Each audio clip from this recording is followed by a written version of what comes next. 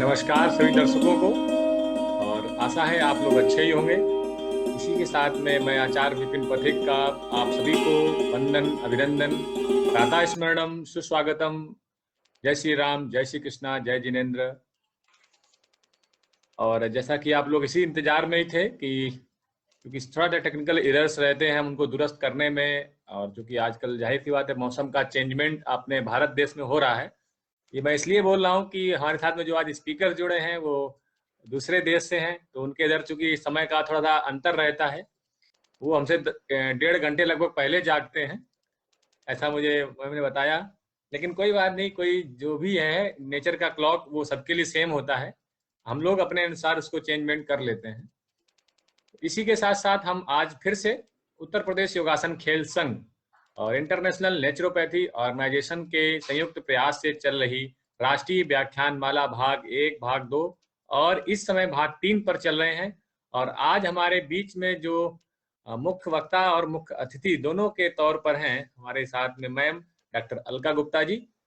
और मैं इनके बारे में चूंकि परिचय हमारे सोनाली जी विस्तार से आपको बताएंगे कि जो दर्शक जानते हैं वो तो अच्छी बात है, जो नहीं जानते हैं वो भी जानेंगे कि मैम ने आज हमें इतना अमूल्य समय दिया है तो क्यों दिया है, सब्जेक्ट क्या है, टॉपिक क्या है। टॉपिक के बारे में हम थोड़ा सा बताना चाहेंगे कि टॉपिक है कि बच्चों के बारे में आपने कल के प्री लाइव वीडियो में देखा ही होगा, और बच्चों की इम्यूनिटी कैसे बूस्टअप करें, कैसे उसको बढ़ाएं, इस विषय पर मैम आज विस्तार से बताएंगे। तो हम थोड़ा सा रुक रहे हैं, आप लोग तब तक अपना कॉपी ले लीजिए, पेन ले लीजिए और मोबाइल को स्टैंड पर लगा लीजिए, या अपने अगर बेड पर बैठे हैं तो आप पानी की बोतल भी रख सकते हैं, बीच बीच में आपको जाना नहीं है कहीं भी, पानी पीते रहना है बराबर, अपने स्वास्थ्य का ख्याल रखना है। बच्चों को भी बगल में बैठाना है कि उनको भी दिखाना है कि सुनो बेटा कुछ चल रहा है आपके लिए लाभकारी है। तो ये एक संक्षिप्त रूपरेखा इस कार्यक्रम के प्री में आपको मैंने बताने का प्रयास किया है। और साथ ही साथ आप जुड़ेंगे, आप अपने लोगों को तो तक इस लिंक को शेयर कर दीजिए क्योंकि वो भी जुड़ जाएं।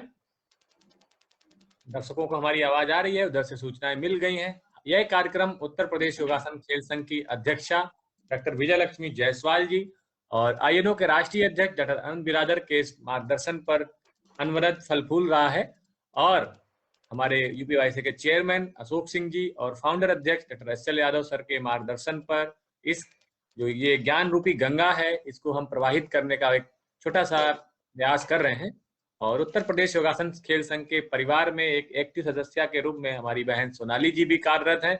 और आप देख रहे हैं कि सोनाली जी सुबह 6 बजे से अनवरत क्लास ही ले रहे हैं और आपके समक्ष उसी प्रकार, उसी मुस्कान के साथ, उसी ऊर्जा के साथ, उसी तारतम्य के साथ आपके समक्ष उपस्थित हैं। इसके लिए बहुत बहुत धन्यवाद सोनाली जी आपको। साथ ही साथ हम दर्शकों से फिर से अनुरोध कि जल्दी से इसको शेयर कर दीजिए क्योंकि कहीं चीजें छूट न जाए। हालांकि आप अपने क्वेश्चन भी रेडी करके रखे ही होंगे, तो बच्चों की इम्यूनिटी संबंधित क्वेश्चन भी रेडी कर लीजिए। तो हम अब अपने सत्र की ओर चलते हैं। सर्वप्रथम हम प्रार्थना करेंगे, इसके पश्चात हम सत्र की ओर बढ़ेंगे। सोनाली जी प्रार्थना को संचालन करने के पश्चात ही अतिथि का परिचय को संभावित कराएं और हमारे दर्शकों को ज्ञान की सरिता में प्रवाहित करने का जो आपने बीड़ा या जिम्मा लिया है उसको क्रियान्वित करें। जी सोनाली जी, माइक आपके समक्ष। धन्यवाद विपिन जी। एक बार सभी दर्शकों को सुस्वागतम and a very warm welcome. जो आज हमारी अतिथि जुड़ी हुई है, आज हमारी अतिथि बहुत ही खूबसूरत और साथ ही बात है हम बाहर से हैं, तो हम डॉक्टर अलका गुप्ता जी की बात कर रहे हैं। डॉक्टर अलका गुप्ता बैंकॉक में स्थित रह रही हैं और उन्हें हम एनआरआई के रूप में जानते हैं, लेकिन वह सिर्फ और सिर्फ बाहर रह रही हैं, लेकिन दिल से वो अभी भी भारतीय हैं और अभी भी वो भारतीय लोगों की सेवा भी कर रही हैं। डॉक्टर अलका गुप्ता के बारे में जब हम बात करते हैं तो संस्थापक हैं, निदेशक हैं अगाथ हेल्थ केयर की। अगाथ हेल्थ केयर का नाम ही Alka Gupta academy of total स्वास्थ्य यानी कि टोटल हेल्थ है।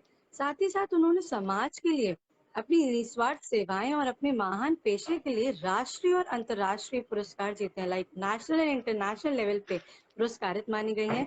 विश्व स्वास्थ्य संगठन WHO की विशेषज्ञ भी है और साथ ही साथ देश प्रमुख है थाईलैंड अंतर्राष्ट्रीय प्राकृतिक चिकित्सा संगठन की। जब हम आयनों की बात करते हैं तो थाईलैंड में भी she is giving her services, वहां पे भी अपनी सेवाएं दे रही हैं। देश समन्वयक है भारतीय मूल के लोगों के वैश्विक संगठन की और साथ ही साथ निदेशक हैं बैंकॉक इंटरनेशनल वेजिटेरियन एसोसिएशन की।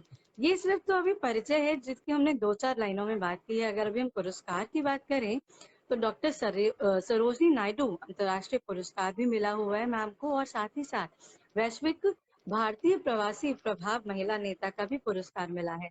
हिंद रत्न पुरस्कार भी मिला है 2018 में, और CSR लीडरशिप अवार्ड मिला है। और ऐसी बहुत सारी, बहुत लंबी लिस्ट है मेरे पास जो कि 2-4 पन्ने की है, पर मुझे लगता है कि अगर मैंने इंट्रोडक्शन देने में ही सारा टाइम निकाल दिया तो हमारे सारे दर्शक यही कहेंगे कि हमारे पास पूछने का वक्त कुछ कम रह गया। तो हम यहाँ से चाहेंगे कि हम बीच बीच में आपकी परिचय भी देते रहेंगे और बच्चों को, दर्शकों को बताते भी रहेंगे कि कौन कौन से पुरस्कार और कौन कौन सी सेवाएं आपने दी है।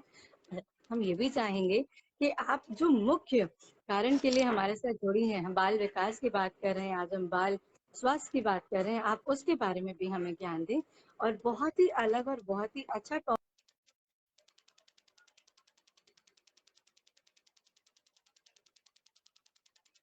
हम लोग इसमें बात करते हैं। अभी तक सब लोग जनरली बात कर रहे थे, but this is a very good topic जहाँ पे हम छोटे बच्चों की बात करेंगे कि उनका स्वास्थ्य कैसे ठीक रखना चाहिए, वो भी बहुत जरूरी है। और यहाँ से ही हम आपके पास आगे बढ़ते हैं। लेकिन एक और अनुमति आपसे चाहते हैं कि जैसे कि हम हमेशा अपना जब व्याख्यान शुरू करते हैं, अपना सेशन शुरू करते हैं, तो हम पहले प्रेयर करते हैं, हम आशीर्वाद लेते हैं ईश्वर को और हम प्रार्थना करते हैं। तो अगर आपकी अनुमति हो तो हम लोग एक बार प्रार्थना कर लें और फिर पुनः आपके पास आ जाए आप व्याख्यान। ऑलराइट, तो यहाँ से ही कमर गर्दन सीधी करके बैठे और सब लोग एक बार प्रार्थना कर लें और फिर वहां से हम व्याख्यान के लिए शुरू करेंगे अपनी। ओम पूर्णमदः पूर्णमिदं पूर्णात् पूर्णमुदच्यते पूर्णस्य पूर्णमादाय पूर्णमेवावशिष्यते। ॐ अस्तु मा सद्गमय तमसो मा ज्योतिर्गमय मृत्योर्मा अमृतं गमय।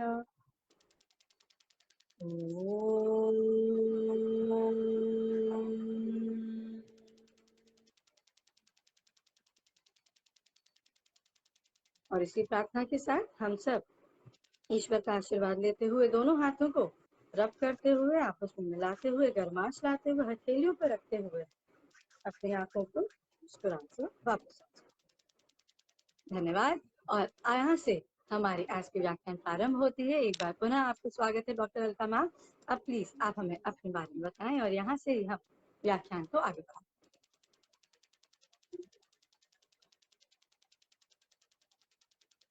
संगच्छत्वं संवदध्वं संभो मनसि जानता देवा भागं यथा पूर्वे संजानाना उपासते संजानाना उपासते संजानाना उपासते। ओ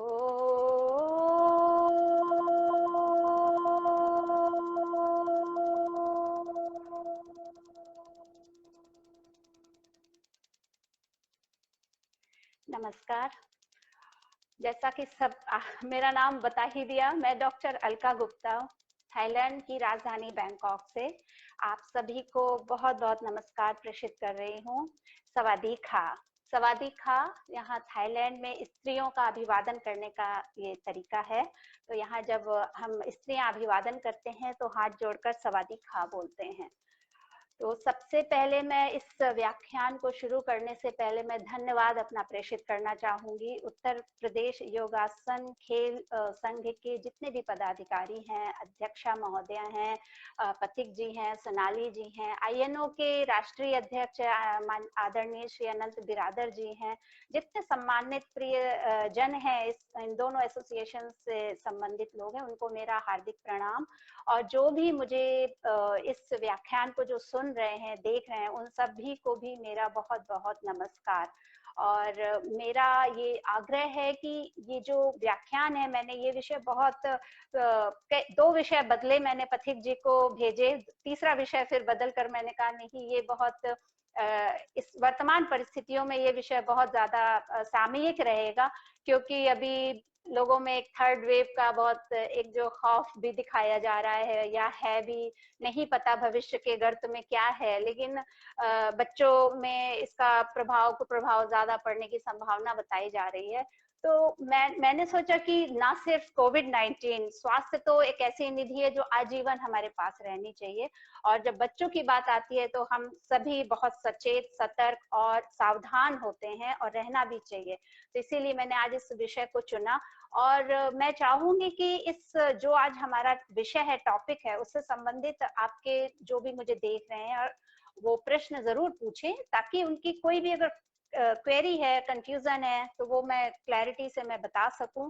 और जो आज का जो विषय है, उसमें सभी पहलुओं पर थोड़ी थोड़ी बात होगी कि जो रोग प्रतिरोधक क्षमता बच्चों की होती है, वो क्या है, क्या लक्षण है, कैसे पता चले कि हमारे बच्चे की रोग प्रतिरोधक क्षमता अच्छी है या खराब है, वीक है, और उसके क्या लक्षण है, और उनको कैसे इनहैंस करें, कैसे इंक्रीज करें। तो उसमें आयुर्वेद के भी उपाय होंगे, उसमें योग जन क्रियाएं भी होंगी, इसमें प्राकृतिक चिकित्सा से संबंधित भी उसमें उपाय होंगे। तो ऐसे करके ये एक होलिस्टिक वे में आप कैसे किसी चीज को इनहैंस करते हैं, इंक्रीज करते हैं। तो आज का विषय सभी विषयों को छूता हुआ होगा और बहुत इंटरेस्टिंग होगा, और मुझे उम्मीद है कि आप आज के इस व्याख्यान से बहुत कुछ आपको लाभ मिलेगा, और ऐसी चीजें जो आपको के कई जनरेशन पहले होती आ रही थी, लेकिन हम समय के चलते उन सब चीजों को विस्मृत कर चुके हैं, और पुनः उन चीजों को अपने मुख्य धारा में लाने की आवश्यकता है, और इसी पर ही आज की बात होगी। तो बच्चों की रोग प्रतिरोधक क्षमता, तो जो बच्चे जो होते हैं, कहा जाता रहा है कि बच्चों की रोग प्रतिरोधक क्षमता, इम्यूनिटी सबसे अच्छी होती है, बेस्ट होती है, और उनको चीजें बहुत हल्के से उनके साथ निकल जाती हैं। मतलब वो कुछ भी खा लें, वो पचा लेते हैं, उनको वो गिर जाते हैं, चोट लग जाती है तो उनकी हीलिंग, अपनी जो auto healing, auto repair process होता है, वो उनका बहुत बढ़िया होता है। ऐसे करके उनको बहुत ज्यादा उनके लिए चिंता करने की आवश्यकता नहीं है। लेकिन आज के समय में मुझे लगता है कि ये समीकरण बदल चुका है। बच्चों की रोग प्रतिरोधक क्षमता वो पहले जैसी नहीं रह गई जैसे कि हुआ करती थी। इवन हमारी जनरेशन में भी मेरे तक में तो मैं मान सकती हूँ कि बहुत अच्छी इम्यूनिटी होती थी। क्या कारण क्या था कि क्यों होती थी और अब क्यों नहीं है? तो इसका जो पहला कारण आता है, वो आता है माँ से संबंधित होता है, क्योंकि माँ के गर्भ में बच्चा 9 महीने रहता है। तो पहला जो उसका स्वास्थ्य की जो आधारशिला रख दी जाती है, वो होती है माँ का गर्भ। अब माँ 9 महीने कैसा जीवन पूरा व्यतीत करती है, उसका आहार कैसा है, उसका विहार कैसा है, उसका व्यवहार कैसा है, उसके विचार कैसे हैं, उसकी पूरी जीवन शैली कैसी है, ये सब पूरे हमारे बच्चे में निकल कर आती है। जब बच्चा गर्भ से बाहर आता है तो वो वही उसमें रिफ्लेक्शन होता है, वो उसी तरीके के स्वास्थ्य को लेकर आएगा जैसा उसको गर्भ के दौरान माँ ने 9 महीने दिया है। आहार के स्तर पर भी, विचारों के स्तर पर भी, और आध्यात्मिकता, धार्मिकता के स्तर पर भी। तो हर पहलू मायने रखते हैं बच्चों की इम्यूनिटी को इनहैंस करने में। तो यहाँ पर बात सबसे पहले आती है कि अगर जब हम बच्चों की इम्यूनिटी बढ़ाने की बात करते हैं, तो सबसे पहले माँओं को ध्यान देना आवश्यक है। जब वो गर्भ धारण कर रही होती हैं तो उनको कैसा, क्योंकि ये एक अपने आप में वैसे अलग विषय है कि ये नवमास चिकित्सा एक विषय होता है, जिसमें कैसे 9 महीने पूरे माँ अपना ख्याल रखें ताकि एक स्वस्थ और एक शारीरिक मानसिक रूप से स्वस्थ एक शिशु को वो जन्म दे सके। तो ये एक अपने आप में एक अलग विषय है। क्योंकि हमने अभिमन्यु की कहानी सुनी कि अभिमन्यु जब गर्भ में था तो उसको बाहर अंदर जाने का तो रास्ता मिल गया लेकिन बाहर आने का नहीं मिला। क्यों? क्योंकि माँ उसके बाद सो गई। तो इसका मतलब कि माँ की हर एक चीज का प्रभाव बच्चे पर पड़ता है। माँ कब जगती है, माँ कब सोती है, माँ का विचार क्या है, माँ क्या सुन रही है, क्या देख रही है, क्या खा रही है। अगर उस समय मान लीजिए माँ जग रही होती तो हो सकता है अभिमन्यु ना मरा होता, अभिमन्यु बाहर आ चुका होता, क्योंकि उसको वो मार्ग माँ के गर्भ में वो सुन रहा होता, लेकिन माँ सो गई। तो इसका मतलब है कि हर एक क्रिया हमारे बच्चे पर प्रभावी होती है, प्रभावशाली होती है। तो अगर यहाँ न्यूबॉर्न बेबी की जब हम बात करें तो माओ को अपने 9 महीने पूरे आहार विहार पर ध्यान देने की आवश्यकता है, क्योंकि आज के समय में जो 9 महीने होते हैं उसमें एक तो आज ज्यादातर महिलाएं कामकाजी होती हैं, तो वो पूरा एक प्रकल्प नहीं ले पाती हैं कि जो सुबह से लेकर रात तक एक स्वस्थ शिशु को जन्म देने के लिए होता है। कुछ भी खा लेती हैं, 9-9 10-10 घंटे बैठी रहती हैं और स्वास्थ्यप्रद खाना नहीं होता, बाहर का खाना खाती हैं, दिन भर कलह क्लेश तनाव में रहती हैं, ऑफिस का वर्कलोड, घर का वर्कलोड, तो ऐसे करके वो पूरा प्रभाव हमारे शिशुओं पर पड़ता है। तो पहला सबसे अच्छा उपाय तो यही होता है कि अगर आप एक बच्चे को, संतान को जन्म देते हैं तो उसकी आप पूरी जिम्मेदारी निभाइए, क्योंकि एक संतान सिर्फ एक संतान नहीं है, वो आगे चल के एक समाज का स्वस्थ नागरिक भी बनता है और एक देश का अच्छा नागरिक भी बनता है। तो ये माँ की जिम्मेदारी बनती है। तो अब चूंकि ये गर्भ से शुरू होता है, लेकिन अब नवजात शिशु से मैं यहाँ पर प्रारंभ करूंगी। तो नवजात जो रोग प्रतिरोधक हमारी क्षमता होती है, स्टार्टिंग फ्रॉम फर्स्ट डे, इसकी आधारशिला रख दी जाती है जब वो बच्चा गर्भ से बाहर आता है। और माँ का पहला जो दूध होता है, माँ का जो पहला दूध होता है, वो सबसे अच्छा आहार होता है बच्चे के लिए, और वो रोग प्रतिरोधक क्षमता को, उसमें कोलेस्ट्रम नाम का जो एक तत्व पाया जाता है, वो बच्चे की रोग प्रतिरोधक क्षमता को कई कई गुना ज्यादा बढ़ाता है और आजीवन उसको बनाकर रखता है। तो सबसे पहले तो जो माएं बच्चों को जब जन्म देती हैं, अगर वो किसी कारण से नहीं भी वो दूध पिला पाती हैं या दूध नहीं बन पाता है, तो उसके भी आयुर्वेद में उपाय होते हैं, जैसे कि जीरे का पाउडर होता है, शतावर होता है, गाय का दूध होता है, मिश्री होता है, इन सबके कॉम्बिनेशन को वो सुबह शाम पिए। 2 से 3 दिन में माएं बिल्कुल बच्चों को भरपूर दूध पिला सकती है। तो वो बच्चों के लिए सबसे अच्छा रोग प्रतिरोधक क्षमता के लिए सबसे पहला और पुष्ट आहार होता है, प्रारंभिक आहार होता है। क्योंकि अब आजकल हम देखते हैं कि बच्चे हॉस्पिटल में पैदा होते हैं और साथ में वो पाउडर्ड मिल्क होता है, पाउडर्ड उनका पूरा भोजन होता है, सब आर्टिफिशियल होता है सब कुछ, जो कि पहले के समय में नहीं होता है। तो कोशिश तो यही करनी चाहिए कि अगर माँ अपना दूध पिलाएं, अगर नहीं हो सकता तो इसके बाद वो गाय का प्योर दूध कहीं से उसका इंतजाम, और गाय के प्योर दूध के साथ भी अगर जैसे डाइजेशन वगैरह के सिस्टम की प्रॉब्लम होती है, तो उसमें बहुत सारे हमारे आयुर्वेद में ऐसे उपाय हैं जो बच्चे, क्योंकि देखिए हमारा जो रोग प्रतिरोधक क्षमता है वो हमारे सीधे सीधे पाचन तंत्र से संबंधित होती है। इम्यूनिटी हमारे अंदर कैसे बढ़ती है, कैसे कैसे हम क्या खाते हैं, कैसे हमारे शरीर के अंदर वो काम करता है, इसको मैं बहुत ही संक्षिप्त में बताती हूँ कि जो भी हम खाना खाते हैं, हमने अपना खाना खाया, आयुर्वेद के जब भाषा में मैं कहूँ तो सम दोषा समाग्नेश सम धातु मलह क्रिया प्रसन्नात्मेन्द्रिय स्वस्थ इत्यभिधीयते, मतलब तीनों दोष हमारे सम अवस्था में हो, अग्नि हमारी प्रदीप्त हो, मल क्रिया प्रॉपर हो, हमारी आत्मा मन इंद्रियां प्रसन्न अवस्था में हो, तो वो एक स्वस्थ व्यक्ति की परिभाषा है। यही चीज बच्चों में भी लागू होती है। चूंकि बच्चों का मूवमेंट कम होता है और वो शारीरिक रूप से ज्यादा गतिशील नहीं होते हैं, उनका ज्यादातर नवजात शिशुओं का या अप टू एक सर्टेन एज तक वो लेटे रहते हैं, तो उनका सबसे ज्यादा प्रभावित होता है उनका डाइजेस्टिव सिस्टम। तो डाइजेस्टिव सिस्टम को हम उनके कैसे मजबूत बनाएं, क्योंकि जब हम कोई खाना खाते हैं तो वो खाना हमारे अंदर जब जाता है तो पाचन की प्रक्रिया शुरू होती है, और जब वो पाचक रस उसमें मिलकर और उसका जब एसेंस निकलता है, जिसको कि हम ओज कहते हैं, जिसको कि हम रस कहते हैं, वही होती है हमारी इम्यूनिटी। और वो ओज, वो रस हमारे रक्त के माध्यम से, हमारे ब्लड के माध्यम से हमारे एक एक टिश्यू को, एक एक सेल को उसका सर्कुलेशन होता है, ठीक है, ब्लड कैपिलरीज और वेन्स के द्वारा।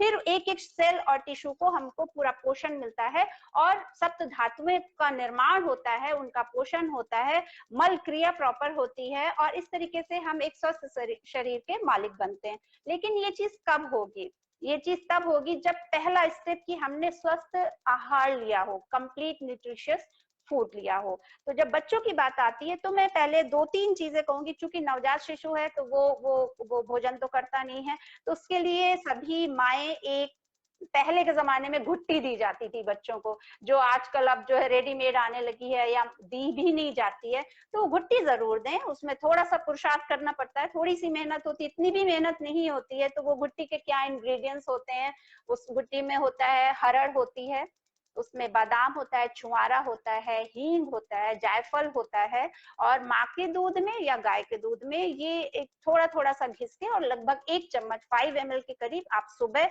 और शाम बच्चे को दीजिए 2 साल तक। क्योंकि जो हमारे शरीर का जो विकास होता है, शारीरिक और मानसिक विकास होता है, 5 साल और 7 साल तक हमारा ब्रेन पूरा डेवलप होता है। 5 साल तक हमारे शरीर का जो अंदर जो मसल्स बनती हैं और जो बल हमारे अंदर आता है, ओज आता है, वो प्रक्रिया रहती है। तो ये घुट्टी है, इन घुट्टी में जो भी हमारे इंग्रेडिएंट्स है, सबसे बड़ा इंग्रेडिएंट है हरड़, हरितकी जिसको कहते हैं। हरितकी के बारे में आयुर्वेद में कहा गया है कि जिस घर में माता ना हो और हरड़ हो तो वो माता का रोल निभाती है। मतलब हरितकी को माँ का दर्जा दिया गया है कि एक बार माता तो कुपित मतलब गुस्से में आ सकती है, लेकिन हरितकी कभी गुस्सा नहीं कर सकती, वो हमारा हमेशा भला करेगी। तो हरड़ का प्रयोग बच्चों के लिए जरूर करें, और 1 साल तक हरड़ का पानी पिलाएं। 1 साल तक बच्चे को 2 साल तक बच्चे को घुट्टी जरूर दें। घुट्टी का मैंने प्रोसेस बताया कि आप एक बॉक्स में क्या करिए, उसमें आप एक हरड़, एक छुआरा, बादाम, जायफल, हींग, इतना आप एक बॉक्स में रख लीजिए, और माँ के दूध में या गाय के दूध में रोज एक पत्थर में घिस के और उसको 1 चम्मच उसको सुबह खाली पेट मालिश के बाद उसको पिला दीजिए। तो उससे बच्चा अच्छी नींद भी लेता है, क्योंकि नींद हमारे स्वास्थ्य का, नींद, आहार और ब्रह्मचर्य, ये 3 आधार माने गए हैं स्वस्थ शरीर के। तो इससे बच्चा नींद भी अच्छा उसको मिलेगी, और उसकी जो धातुएं हैं उनका निर्माण होगा। क्योंकि देखिए जितनी ये चीजें एंटीऑक्सीडेंट हैं, ये हमारे डाइजेस्टिव प्रोसेस को तेज करती हैं, हमारी अग्नि को प्रदीप्त करती हैं, और जो हम खाते हैं उनका सप्त धातुओं का निर्माण वो तेज करती हैं, पोषित करती हैं। और साथ ही साथ डाइजेशन, एसिमिलेशन एंड एक्सक्रीशन, मतलब जो खाया उसको पचाया, फिर उसके बाद उसका सब टिश्यू और सेलुलर लेवल पर उसका सर्कुलेशन किया, और इसके बाद उसका एक्सक्रीशन, मतलब जो वेस्ट मटेरियल है, जो मल मूत्र है, उसका भी एक्सक्रीशन होना जरूरी है। क्योंकि अगर मल विसर्जन समय से नहीं होता, प्रॉपर नहीं होता, तो वो टॉक्सिसिटी हमारे शरीर में बढ़ाएगा। जो कहना चाहिए जहरीले तत्व हैं वो हमारे शरीर में रहेंगे, तो हमारे स्वास्थ्य को प्रभावित करेंगे, और जो हमारा खाया हुआ होगा वो भी हमको, कई बार अक्सर होता है कि कहते हैं कि बच्चे खाते तो बहुत हैं, सब कुछ खाते हैं, लेकिन उनका शरीर में लगता नहीं है, वो दुबले के दुबले रहते हैं, उनमें ताकत भी नहीं बढ़ती। क्यों नहीं बढ़ती? क्योंकि उनका जो पाचन जो तंत्र है वो सही ढंग से काम नहीं करता, तो उनको खाना पचता नहीं है, और खाना अगर पचता है तो उसके बाद वो डिस्ट्रीब्यूट नहीं होता, डिस्ट्रीब्यूशन सिस्टम गड़बड़ है। खाना फैक्ट्री में मैन्युफैक्चरिंग हो गई, अब उसको अगर हमने डिस्ट्रीब्यूट नहीं किया रिटेलर्स के पास या अलग अलग जगहों में, तो वो तो मैन्युफैक्चरिंग बेकार हो गई ना। तो मैन्युफैक्चरिंग के बाद उसका डिस्ट्रीब्यूशन जरूरी है, तो वो डिस्ट्रीब्यूशन के लिए तो ये जो घुट्टी के जो इंग्रेडिएंट है, ये तीनों काम करते हैं, हमारे पाचन को भी अच्छा करते हैं, डिस्ट्रीब्यूशन को भी अच्छा करते हैं, जिससे एक एक कोशिका, एक एक सेल की हमारा जो स्वास्थ्य है, मेटाबॉलिक जो क्रिया है, मेटाबॉलिज्म, एनाबॉलिज्म, कैटाबॉलिज्म, मेटाबॉलिज्म, ये तीनों बैलेंस होते हैं। और इसके बाद एक्सक्रीटरी मतलब विसर्जन, मल मूत्र का प्रॉपर विसर्जन। तो ये घुट्टी बच्चों को जरूर 2 साल तक दें। 2 साल के बाद कम से कम 10 साल तक एक पाउडर आप बनाएं। उस पाउडर के क्या क्या इंग्रेडिएंट होंगे? उसमें होगा गिलोय का powder, Brahmi powder, Shankhpushpi powder और अश्वगंधा पाउडर। ये चारों जो है, ये चारों अलग अलग आपके बॉडी के जितने 7 मेजर जो हमारे बॉडी के सिस्टम्स होते हैं, excretory system, respiratory system, circulatory system, digestive system, nervous system, इन सबको, ये जितनी भी मैंने 5 ये जो औषधि जो जड़ी बूटियां इनका नाम बताया, ये सभी को कंप्लीटली होलिस्टिकली एक अच्छा ग्रोथ देते हैं। तो जो गिलोय की मैं बात करूं तो गिलोय हमारे आरबीसीज को बढ़ाता है, प्लेटलेट्स को बढ़ाता है, एंटी वायरल है, एंटी फंगल है, किसी भी तरीके के बुखार को जो है ये सबसाइड करता है, एंटीबायोटिक का काम करता है। तो इसको जब आप लगातार कुछ सालों तक जब बच्चों को लगातार देंगे तो उनकी इम्यूनिटी ऑटोमेटिकली इनहैंस होगी, इंक्रीज होगी। ओवरनाइट देखिए रिजल्ट नहीं मिलता किसी चीज का, तो आपके इसके लिए धैर्य संयम के साथ और एक पुरुषार्थ के साथ बच्चों के साथ एक ये प्रयास करना पड़ेगा। तो शहद के साथ आप इस पाउडर को उम्र के साथ थोड़ा थोड़ा क्वांटिटी बढ़ती जा सकती है। तो 2 से मैंने जैसे कहा 10 साल तक आप इसको, इस पाउडर को आप सुबह शाम शहद के साथ दें। तो शुरुआत में आप 2 से 3 ग्राम से शुरुआत करें, इसके बाद 5 ग्राम, इसके बाद 8 ग्राम तक ऐसे कर सकते हैं और शहद के साथ बच्चों को सुबह शाम दें। तो 2 साल तक के बच्चों को मैंने घुट्टी बताई, इसके बाद ये मैंने ये पाउडर बताया। तो ये तो हो गया औषधीय स्तर पर। आप रोजमर्रा में जिसको कि हम कहते हैं हेल्थ सप्लीमेंट, जो नेचुरल है, निरापद है, जिनका कोई साइड इफेक्ट नहीं है, अदरवाइज जो है बाहरी लोग आयरन का लेते हैं, वो बॉडी बिल्डिंग के लिए, मसल्स के लिए। आयुर्वेद में रसायन एक चिकित्सा है। रसायन चिकित्सा का अर्थ होता है कि जो हमारे शरीर को नेचुरल रेजिस्टेंस दे, हमारी लॉन्जिविटी को बढ़ाए, मतलब हमको 100 साल तक हम कैसे स्वस्थ रह सकते हैं। दे आर टू थिंग्स, देखिए 2 चीजें होती हैं, एक होती है क्वांटिटी विद क्वालिटी, मतलब आप 100 साल तक जिए लेकिन क्वालिटी लाइफ जिए। एक होता है कि आप 100 साल तक जी रहे हैं लेकिन क्वालिटी नहीं है, आपको 8-10 बीमारियां हैं, आप सपोर्ट सिस्टम में, आप सुबह उठ के 8-10 रंग बिरंगी दवाएं खाते हैं, तो वो क्वालिटी लाइफ नहीं हुई। तो आयुर्वेद हमको सिखाता है कि स्वस्थ से स्वास्थ्य रक्षणम विकार प्रशमनम च, मतलब स्वस्थ व्यक्ति के स्वास्थ्य की रक्षा करना, अगर कोई विकार है तो उसका प्रशमनम करना, और वो भी कैसे करना, सब प्रकृति पर आधारित चिकित्सा पद्धतियों से। तो रसायन चिकित्सा में वर्णन है कि 1 से 10 साल के बच्चों के लिए जो रसायन का वर्णन दिया गया है वो है वचा चूर्ण। वचा चूर्ण, क्योंकि जो छोटे बच्चे होते हैं उनमें कफ ज्यादा होता है, तो वचा चूर्ण कफ को शांत करता है और बल की वृद्धि करता है और हमारे शरीर की जो मांसपेशियां हैं उनको मजबूत बनाता है। तो 1 से 2 ग्राम वचा चूर्ण शहद के साथ लेना है 1 से 10 साल के बच्चों को। इसके बाद 11 साल से 20 साल तक के बच्चों के लिए मेंशन है बला चूर्ण। बला चूर्ण जो है कई धातुओं का पोषण करता है, जिसमें रस है, जिसमें मांस है, जिसमें बल है, जिसमें मेद है। तो ये बल्य रसायन अलग है, मेद रसायन अलग है। तो 11 से 20 साल तक के बच्चों को बला चूर्ण देना है और 1 से 10 साल के बच्चों को वचा चूर्ण देना है शहद के साथ। ये रसायन है, और ये रसायन की महिमा देखिए, रसायन सिर्फ हमें अच्छा स्वास्थ्य नहीं देते हैं। एक सूत्र है, दीर्घमायु स्मृतिम मेधाम आरोग्यम तरुणम वयः प्रभाव वर्णे स्वर उदार्यम देहेंद्रिय बलम परम। मतलब कि ये दीर्घ आयु तो देते ही हैं, हमारे सभी इंद्रियों को बल प्रदान करते हैं, जितनी ज्ञानेंद्रियां हैं, जितनी हमारी कर्मेंद्रियां हैं, 10 इंद्रियों को बल प्रदान करते हैं, हमारे स्वर को मीठा बनाते हैं, हमारा जो वाक सिद्धि, मतलब जो हम बोले वो सिद्ध हो जाए, ऐसी शक्ति प्रदान करते हैं जब हम रसायनों का प्रयोग करते हैं बचपन से ही। और ये हमको एंटी एजिंग का काम करते हैं, मतलब आप 50 साल की उम्र में भी 25 साल के लोगों, ऐसा ये हमको जो है लुक प्रदान करती है। रसायन शास्त्र इतना होलिस्टिक है, इतना वास्ट है, और इसके बाद ये हमारे कांति, हमारे चेहरे का नेचुरल ग्लो बढ़ाते हैं। तो हम जब देखते हैं बहुत सारे लोगों का जीवन जो 100 साल, 110, ऐसे हमारे आसपास कई सारे उदाहरण हम लोग को देखने को मिलते हैं।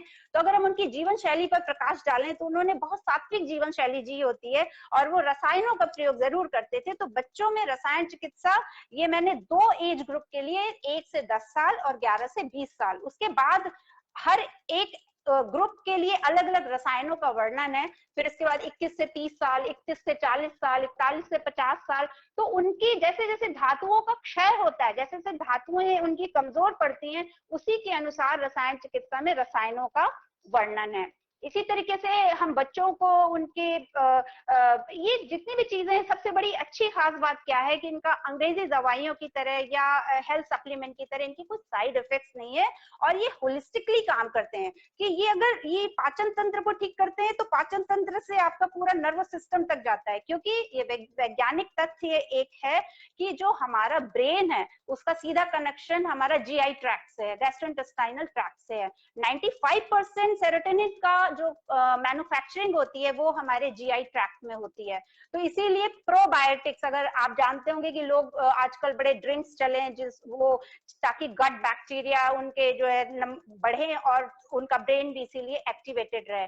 तो एक मैं प्रोबायोटिक बता देती हूँ जो आप घर पर बनाइए, और पहले हमने तो बहुत पिया है, बाकियों का मुझे नहीं पता। गेहूं का पानी, गेहूं का हलवा बनता था, गेहूं का पानी पिया जाता था। तो गेहूं को आप 24 घंटे आप साफ पानी में सोख करके इसके बाद गेहूं को हटाकर वो जो पानी निकलता है उसमें थोड़ा सा सौंठ डालिए, काली मिर्च डालिए, अगर आपका सॉल्ट का टेस्ट है सेंधा नमक डाल दीजिए, नहीं तो गुड़ डाल दीजिए, और 1 चम्मच शहद और नींबू। तो इसमें विटामिन सी भी आ जाता है, विटामिन ई भी आ जाता है, इसमें एंजाइम्स भी आ जाते हैं, कॉलिन भी आ जाता है, तरह एमिनो एसिड्स भी आ जाते हैं। तो ये एक हेल्दी प्रोबायोटिक है जो आप घर में इजीली बना सकते हो, क्योंकि बाहर के प्रोबायोटिक्स में कहीं ना कहीं केमिकल प्रिजर्वेटिव्स होते हैं क्योंकि वो लंबे समय तक चलते हैं। और ये जो घर का है आप फ्रेश बनाइए, बड़े भी पिए, बच्चे भी पिए, उनको थोड़े थोड़े अमाउंट से आप इंट्रोड्यूस करिए। क्योंकि देखिए कोई भी आदत होती है ना, बच्चों की 5 साल तक में वो क्लीन स्लेट होते हैं। आजकल तो थोड़ा सा बच्चे ज्यादा एक्टिव है तो 5 साल मैंने ज्यादा बोल दिया, उनमें थोड़ा चंचलता ज्यादा होती है। तो आप और छोटी उम्र से उनको जितनी ज्यादा से ज्यादा अच्छी आदतें आप इनकलकेट करेंगे, वो बड़े होकर स्थिर होकर वो रहेंगी। मान लीजिए बच्चा कभी भटकता भी है लेकिन बीज रूप में वो आदतें रहेंगी, और समय आने पर जब उनको खाद पानी मिलेगा तो वो वृक्ष बन ही जाएगा, वो एक फलदार वृक्ष बनेगा ही बनेगा। तो इसीलिए कहते हैं ना कि जब कोई सीमेंट की दीवार बनाई जाती है तो उसको बार बार पानी से सींचा जाता है, नहीं तो उसमें क्रैक्स पड़ जाते हैं, उसमें दरारें पड़ जाती हैं। तो ये बच्चे भी सीमेंट की दीवार है, हमने एक दीवार खड़ी करने की कोशिश की लेकिन हम सींचना भूल जाते हैं, उसमें पानी देना भूल जाते हैं, तो वो मजबूती नहीं आ पाती। तो बच्चों को एक सीमेंट की दीवार की तरह देखें, और सींचना किससे है? सही आहार से, उनको सही जगह पे उनकी एनर्जी को हम चैनलाइज कर सकें। क्योंकि 2 से 7 साल की उम्र, ये वैज्ञानिक, ये बहुत इसमें रिसर्चेस हुई हैं कि दिस इज द एज जिसमें हमारा जो मस्तिष्क इसका पूर्ण विकास होता है। मतलब 2 साल की उम्र में जो हमारे सिनेप्सिस होते हैं, सिनेप्सिस मींस कि जो न्यूरॉन्स को कनेक्ट करते हैं जिससे सिग्नल्स ट्रांसफर होते हैं, वो एक वयस्क से 2 गुना ज्यादा एक 2 साल के बच्चे में होते हैं। तो अगर हम 2 साल से बच्चों को तरह तरीके की होलिस्टिक एजुकेशन में हम डालें, उनको हम संगीत भी सिखाएं, उनको हम मैथ्स भी हम उनको कराएं, हम उनको उपनिषद भी पढ़ाएं, उनको श्लोक मंत्र भी याद कराएं, उनको प्रकृति के सामित उनका कराएं, बट उनको पेड़ पौधों से उनका वार्तालाप कराएं, उनको कविताएं सुनाएं, उनको कहानियां सुनाएं। क्योंकि पहले देखिए लोरी का कॉन्सेप्ट होता था, क्योंकि वो उसमें इमोशंस जगाते हैं। जब माएँ कहानियां सुनाती हैं और लोरियां सुनाती हैं तो वो बच्चों में संवेदनाएं जगाती हैं, उनमें एक वात्सल्य का भाव आता है, करुणा का भाव आता है। अब आजकल क्या सिस्टम चल गया, बच्चा थोड़ा सा भी बड़ा हुआ उसको अलग सुलाना शुरू, तो एक कनेक्शन खत्म हो जाता है। तो जो एक माँ का स्पर्श होता है, जो एक माँ बाप का स्पर्श होता है, वो बच्चों में एक तरीके की एक सिक्योरिटी भी लाता है, इमोशनल इंटेलिजेंस भी लाता है, और वो एक कनेक्शन बनाता है। तो 2 से 7 साल के समय में आप बच्चों को अधिकतम चीजें सिखाएं, उसमें हर तरीके की एक्टिविटी हो, बस मोबाइल से दूर रखें, डिवाइसेस से दूर रखें, क्योंकि अगर ये हाथ में आ गया तो बाकी सब चीजें बेकार हो गई। इसीलिए आजकल के बच्चों का ब्रेन, देखिए हमारा ब्रेन जो होता है ना, ब्रेन में ट्रिलियंस, मतलब एक मोबाइल में तो लिमिटेड स्टोरेज होती है 64 GB, और भी आप जो है बाय करके उसकी जो है मेमोरी एनहांस कर लेते हैं, लेकिन हमारी जो ब्रेन की मेमोरी है वो तो अनलिमिटेड है। एक रिसर्च पेपर में आया कि हमारे ब्रेन का जो स्टोरेज है, जो मेमोरी हम कलेक्ट कर सकते हैं, more than 2.5 million gigabyte, 2.5 million gigabyte से भी ज्यादा मेमोरीज हम अपने ब्रेन में कर सकते हैं कलेक्ट। तो ये जितना हम अधिक बच्चों को इन सब चीजों में इनकलकेट करेंगे चीजें, उनका ब्रेन का पावर उतना ज्यादा बढ़ेगा।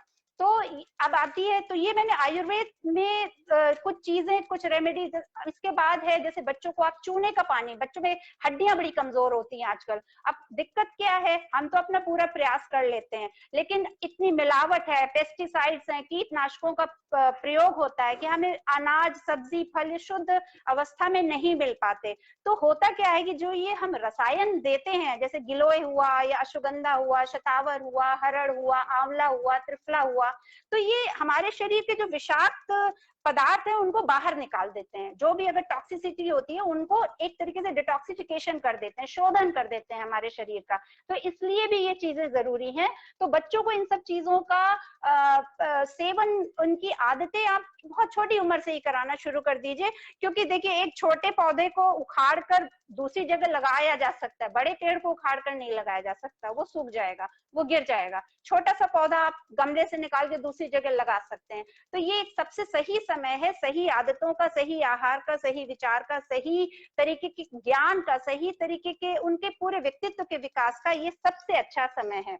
तो ये मैंने कुछ चीजें बताई। इसके बाद एक दो चीजें और है, जैसे बच्चों को जौ का पानी आप दीजिए, बीच बीच में ऐसे करके 2-3 उपाय आप करते रहिए। चूने का पानी दीजिए, चूना सबसे प्रकृति का सबसे बेस्ट सोर्स ऑफ कैल्शियम है, जिसका कोई साइड इफेक्ट नहीं है। आर्टिफिशियल लोग जब हड्डियों की कमजोरी के लिए कैल्शियम की जो है टैबलेट्स वगैरह लेते हैं, तो बच्चों को चूने का पानी दीजिए। एक साल तक के बच्चे को महीने के हिसाब से, अगर 1 महीने का बच्चा है तो 1 ड्रॉप चूने का पानी आप उसके दूध में या दाल के पानी में, आप जो भी लिक्विड देते हैं, आप पानी में ही, गुनगुने पानी में दे दीजिए। 2 महीने के बच्चे को 2 ड्रॉप। तो इस तरह से 1 साल तक तो आप 12 ड्रॉप तक दीजिए। फिर इसके बाद 2 साल ऑनवर्ड्स आप करीब जो है आधा चम्मच चूने का पानी आप किसी भी लिक्विड में मिलाकर बच्चे को दीजिए। तो उनकी हड्डियां बहुत नेचुरली, उनको कैल्शियम मिलेगा।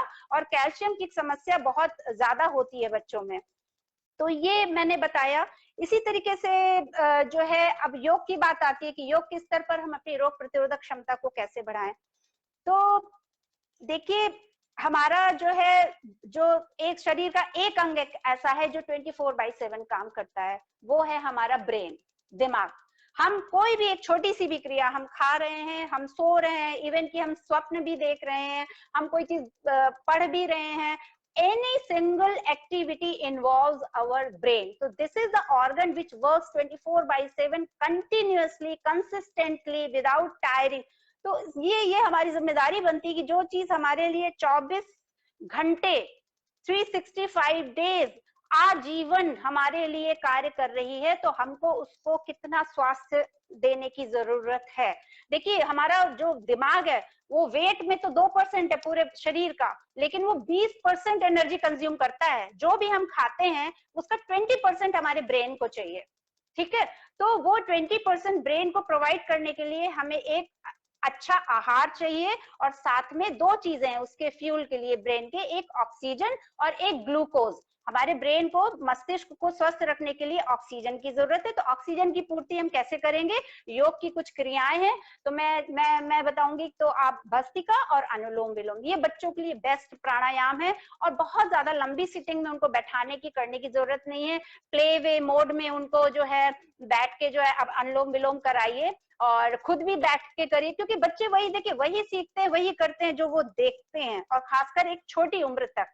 तो माँ बाप अगर ये चाहें कि वो सिर्फ इंस्ट्रक्शन देकर काम करवा लें और उनके बच्चों का स्वास्थ्य मिल जाएगा, no, it is wrong. You have to set the example, and firstly you have to follow those things, then only you can और उसके बाद बच्चों को कहने की जरूरत भी नहीं पड़ती, क्योंकि वो ऑटोमेटिकली, जब हमारे घर में एनवायरनमेंट होता है, एटमॉस्फेयर होता है, वो ऑटोमेटिकली फॉलो करते हैं। तो बच्चों के लिए योग के द्वारा रोग प्रतिरोधक क्षमता बढ़ाने के लिए, देखिए, प्राणायाम में बताऊंगी, आसन बताऊंगी, कुछ मुद्राएं हैं। जब भी वो बैठे, अगर प्राणायाम करें तो 3 मुद्राएं हैं। पहली मुद्रा क्या है? दिस इज प्राण मुद्रा, ठीक है। प्राण मुद्रा हमारी जीवनी शक्ति को, रोग प्रतिरोधक क्षमता को बढ़ाती है। तो जो छोटी फिंगर और ये हमारी रिंग फिंगर और अंगूठा, इन सब के तीनों के टिप को मिलाकर, और जितनी देर भी बच्चा अगर बैठा है, प्राणायाम अगर आप करवा रहे हैं या खाली भी बैठा है, तो 2-2 मिनट ऐसे आप प्रैक्टिस उसकी कराइए। तो इससे नेचुरल इम्यूनिटी सिस्टम हमारी बढ़ती है। इसके बाद है ये ध्यान मुद्रा। तो ध्यान मुद्रा से हमारा कंसंट्रेशन बढ़ता है, मेमोरी पावर बढ़ती है। और तीसरी है पृथ्वी मुद्रा। दिस इज कॉल्ड पृथ्वी मुद्रा। रिंग फिंगर और अंगूठे के टिप को आपको टच करके थोड़ा प्रेशर देकर ऐसे बैठाना है बच्चों को। आप और बड़े भी बैठे हैं, बच्चे बस नहीं बड़े भी बैठे हैं। और इससे क्या होता है, जो हमारे शरीर में विटामिन की, मिनरल्स की, जो न्यूट्रिशंस की कमी होती है, तो बॉडी इस मुद्रा में बैठने में ऑटोमेटिकली उसका सिक्रीशन करती है और बॉडी में उनकी कमी पूरी होती है। मोटापा अगर ज्यादा है तो उसका क्षय होता है, दुबले लोग होते हैं तो वो लोग उनमें फैट बढ़ता है। तो मतलब ओवरऑल संतुलन स्थापित करती है ये हमारी पृथ्वी मुद्रा। ठीक है, तो मैंने 3 मुद्राएं बताई, प्राण मुद्रा, ध्यान मुद्रा और पृथ्वी मुद्रा। ठीक है, तो जब प्राणायाम में मैंने बताया अनुलोम विलोम और भस्त्रिका प्राणायाम। ये प्राणायाम क्यों करना है? अनुलोम विलोम बेस्ट प्राणायाम बच्चों के लिए, क्योंकि बच्चों के मस्तिष्क के विकास के लिए, देखिए हमारा जो दिमाग होता है 2 भागों में काम करता है, राइट ब्रेन हेमिस्फीयर और लेफ्ट ब्रेन हेमिस्फीयर। दोनों हेमिस्फीयर के काम अलग अलग होते हैं। जो लेफ्ट होता है वो हमारा लॉजिकल ब्रेन होता है, साइंटिफिक ब्रेन होता है, एनालिटिकल होता है। राइट ब्रेन जो होता है वो हमारा होता है इमोशंस का, इंट्यूशन का, और जो एक्सप्रेशन का। जो लोग जो पोएट होते हैं, जो चित्रकार होते हैं, इस तरीके के लोगों का राइट ब्रेन ज्यादा एक्टिवेटेड होता है। लेकिन जब हम प्रैक्टिकल लाइफ में हम जब बात करें तो हमारा एक संतुलन जरूरी है। मतलब निर्णय जब हम लें तो हमारा इमोशनल पहलू भी हो और प्रैक्टिकल भी हो। तो ये हमको किससे मिलता है? ये मिलता है अनुलोम विलोम से, क्योंकि अनुलोम विलोम में हम अल्टरनेट ब्रीदिंग करते हैं, तो हमारा सूर्य स्वर, चंद्र स्वर, दोनों नाड़ियां हमारी एक्टिवेट होती हैं। तो जब हम लेफ्ट नॉस्ट्रिल से इनहेल करते हैं तो राइट ब्रेन को हमारे ऑक्सीजन पहुंचती है, और जब हम राइट से करते हैं तो लेफ्ट को पहुंचती है। तो slow and steady and diaphragmatic, मतलब डायफ्राम तक हमारी श्वास को जाए। मैं एक राउंड करके बताती हूँ, ऐसे इसको करना है। एक मुद्रा में बैठना है, जैसे कि मैं प्राण मुद्रा में बैठकर और मैं अनुलोम विलोम का एक चक्र में कर बताती हूँ, ऐसे करना है।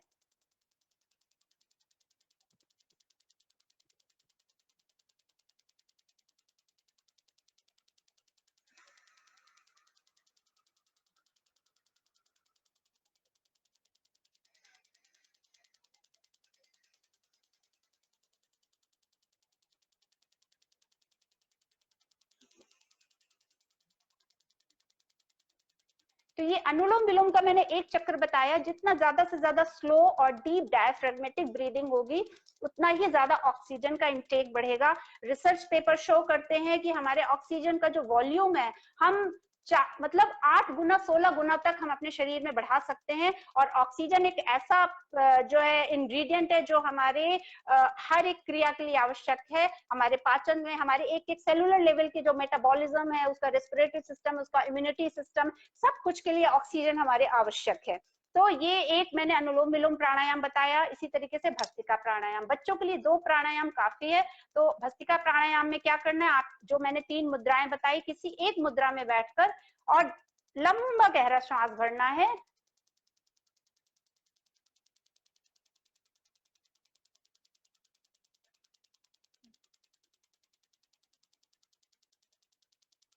तो जब हम डीप ब्रीदिंग करते हैं तो इस समय हमारे जितने भी सेंसेस हैं, आंख, नाक, कान, वो सब एक ही जगह हमारे पूरा फोकस बनता है, माइंडफुलनेस बढ़ती है। तो इससे बच्चों का फोकस, कंसंट्रेशन बढ़ेगा, मेमोरी पावर बढ़ेगा, क्योंकि ऑक्सीजन की सप्लाई हमारे दिमाग में ज्यादा से ज्यादा बढ़ेगी। तो इसलिए अनुलोम विलोम बच्चों की इम्यूनिटी के लिए और ब्रेन की हेल्थ के लिए बहुत अच्छा, और ये टेस्टेड है। आप 5 मिनट से शुरू करके आप इसको आधे घंटे तक एज पर कन्वीनियंस और बच्चों के, देखिए कोई भी आदत आप ओवरनाइट फोर्स करके मत करिए।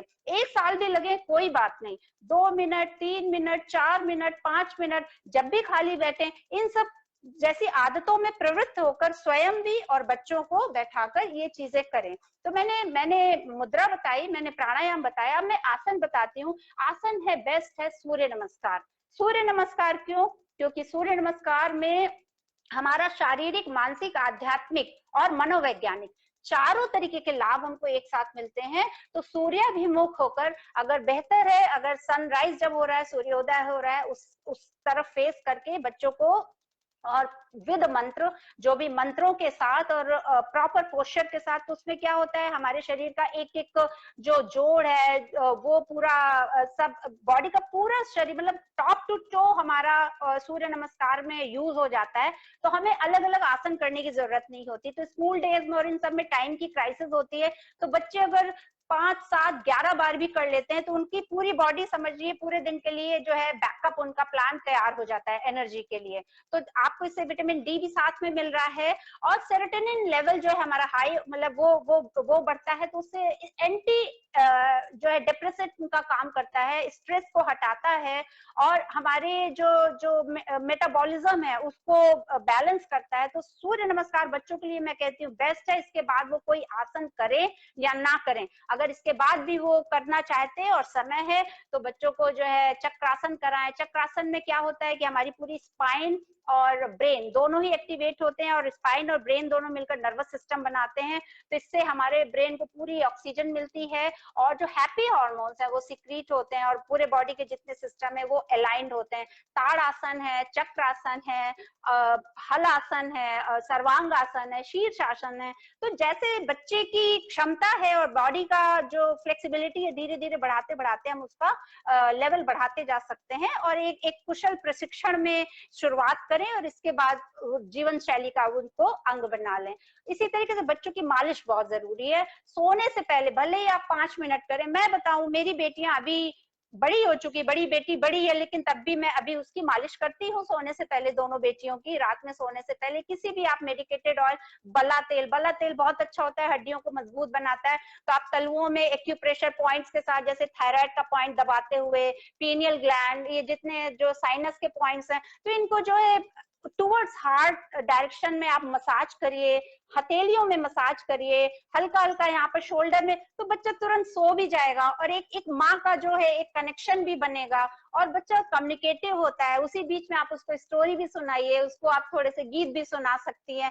तो ये एक होलिस्टिक वे है बच्चे की इम्यूनिटी बढ़ाने का। इम्यूनिटी इज नॉट ओनली कि आपने एक आंवला खा लिया, आपने गिलोय पी लिया, आपने अश्वगंधा खा लिया, ये एक पार्ट है, लेकिन होलिस्टिक वे में आपको सब कुछ देना पड़ेगा। आपको हर इमोशन भी देना पड़ेगा, आपको वो मानसिक इंद्रियों को पोषित करने के लिए भी चीजें देनी पड़ेगी, मस्तिष्क को पोषित करने के लिए भी चीज देनी पड़ेगी। स्पिरिचुअलिटी का पोषण भी बढ़ाना जरूरी है। आप जो है छुट्टियों में मंदिर जाइए, बच्चों को ले जाइए, थोड़ा सा हवन कराइए। जब हवन में भले ही उनसे एक ही आहुति दिलवाइए लेकिन एक मंत्र के साथ धीरे धीरे उनमें भाव जागेगा, कनेक्शन बढ़ेगा। तो इसी तरीके से यज्ञ कराइए, माला कराइए। माला बहुत अच्छी चीज है।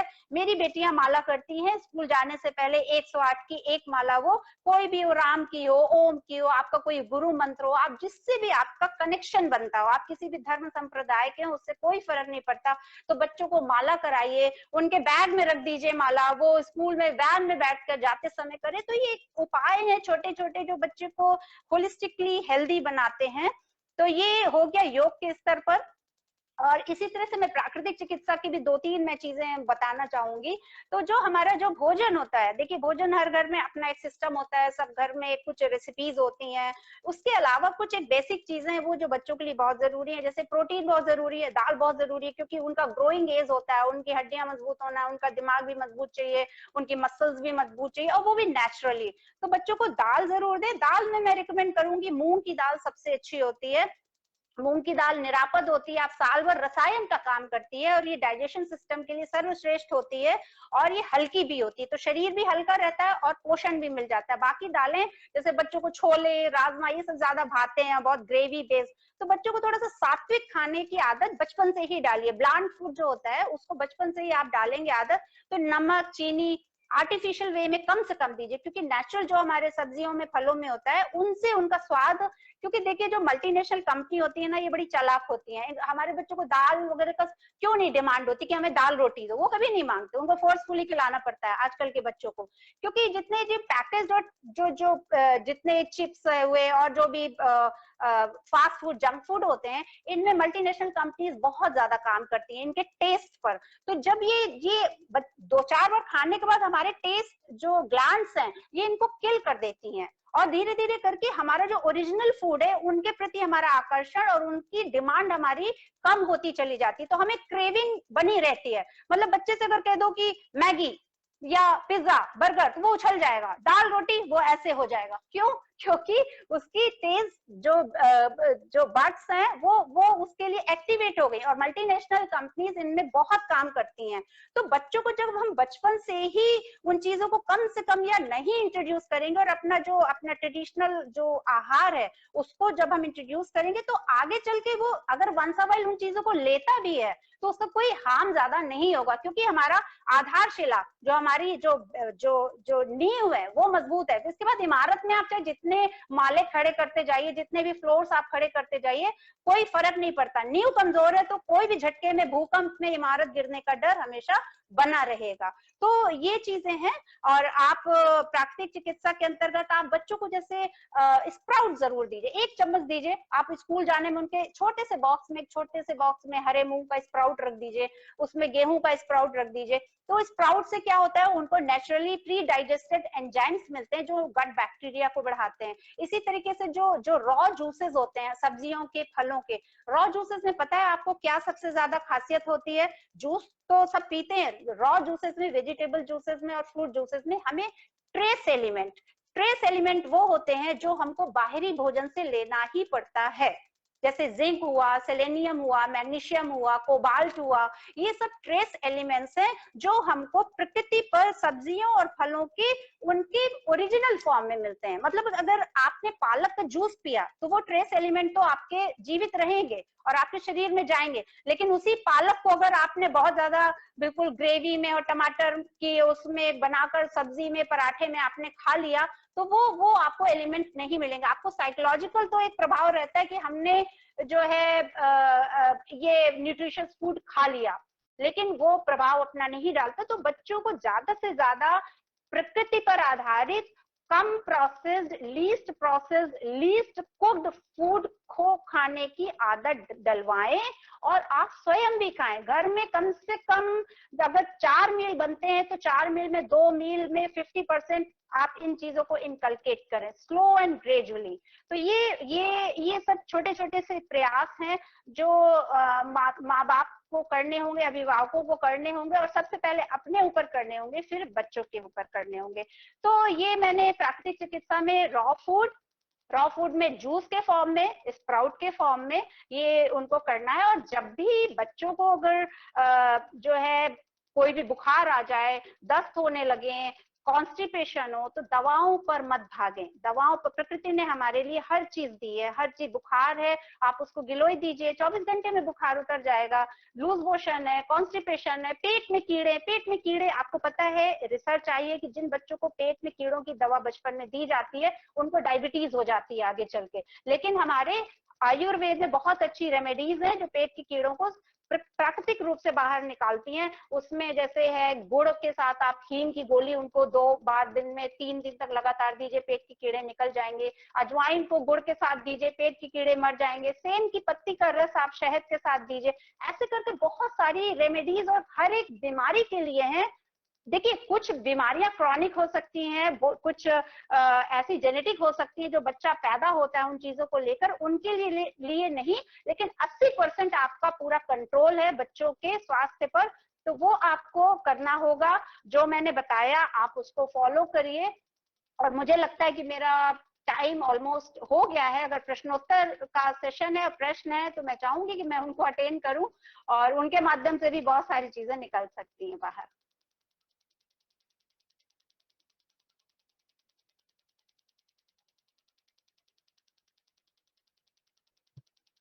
जी, तो हम प्रश्न उत्तर की तरफ बढ़ते हैं, लेकिन उससे पहले जो आपने इतने अच्छे तरीके से हर एक पॉइंट को कवर किया है, that is a very very wonderful job you have done. मतलब हम लोगों को ये लग रहा था कि कुछ छूट ना जाए, और जो ज्ञान की गंगा बह रही थी हम उसी में ही गोतियां मारते जा रहे थे कि अभी एक और नई बात, अभी हम काढ़े के बारे में, अभी हम जैसे कि आपने एक मिक्सचर बताया, हम उसके बारे में बात कर सुन रहे थे, अभी समझ रहे थे कि अच्छा हमें ये चीज भी करनी चाहिए, और वहां से एक और नया ट्विस्ट, उससे और अच्छी इंफॉर्मेशन, फिर जब तक हम उसको ग्रास्प कर रहे थे, उसको समझ रहे थे, उससे एक और अच्छी नई इंफॉर्मेशन। ऐसे करते करते आपने बहुत अच्छे से सारी इंफॉर्मेशन कवर की है। और मुझे लगता है कि जो आपने ये बच्चों का बारे में बताया है, यहाँ पे आपने योग के बारे में मेंशन किया, नेचुरोपैथी के बारे में मेंशन किया, लेकिन सबसे अच्छी बात जो मुझे आपकी लगी कि आपने बच्चे को नर्चर कैसे करना चाहिए, बच्चे को हर एक पोषक तत्व कैसे देने चाहिए, वो आपने बहुत अच्छे से, बहुत बखूबी से समझाया है कि उनको कितना प्यार देना चाहिए, किस तरीके से उन्हें संवेदनशीलताएं देनी चाहिए, कैसे हमें उन्हें भाव देने चाहिए। So this is actual a motherhood which a mother can only explain very well। and अगर शायद आप ना बता दें कि आपकी भी बेटियां हैं, तो शायद मेरे साथ साथ हमारे दर्शक भी ना मानते कि आप मैरिड हैं। But you are very young, आप बहुत ही ब्यूटीफुल और बहुत यंग है और बहुत लगभग अच्छे तरीके से अर्धशतक की ओर अग्रसर हूँ। और और ये शायद रसायन चिकित्सा जो मैंने कहा कि ना सिर्फ इम्यूनिटी देती है, अपितु आपको एंटी एजिंग का काम करती है, जिसके लिए लोग लाखों आजकल खर्च करते हैं। तो ये सभी लोग कर सकते हैं, सबके साथ संभव है। नेचुरल आपके बाल काले रहेंगे, आपका जो है जो बचपना है वो बना रहेगा, आप मैच्योर मेंटल होंगे, लेकिन फिजिकली जो आपका, जो हर आदमी यंग दिखना चाहता है और दिखना चाहिए भी। तो ये रसायन चिकित्सा और नियमित आयुर्वेद और वैदिक जीवन शैली का ही परिणाम है। आपको मैं दर्शकों को बता दूं, ना सिर्फ मैं एक इसलिए इस चीज को जरूर बताती हूँ ताकि लोगों को प्रोत्साहन मिले। मैंने पिछले 26 सालों से कभी कोई दवा नहीं खाई, किसी भी तरीके की कोई दवा नहीं खाई। और जो भी होता है मैं अपने प्रकृति जन आधार, चूंकि मेरा प्रोफेशन भी ऐसा है, तो I have to set example. Until I don't set example, people will not follow me. अगर मैं यही 70-75 किलो की बैठ कर मैं एक कम उम्र में बैठ जाऊं, मैं कहूं कि वेट ऐसे घटता है, तो ये एक नाइंसाफी होगी। तो I have to set example by being a healthy body, mind and soul. Then only I can teach, I can and ask to people that you just follow it and you will be benefited. Gandhi ji हमारे कहते थे ना कि गुड़, हाँ, यही वाली कहानी।